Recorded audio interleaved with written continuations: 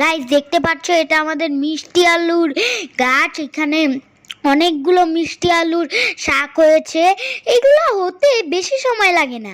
এখানে মাত্র একটা আলু শাক ছিল, মানে একটা মিষ্টি আলুর গাছ ছিল। সেটা হচ্ছে গিয়ে আমার মায়ের একটা কলিগ দিয়েছিল, তাই আমার মাম্মি এখানে লাগিয়ে দিয়েছিল।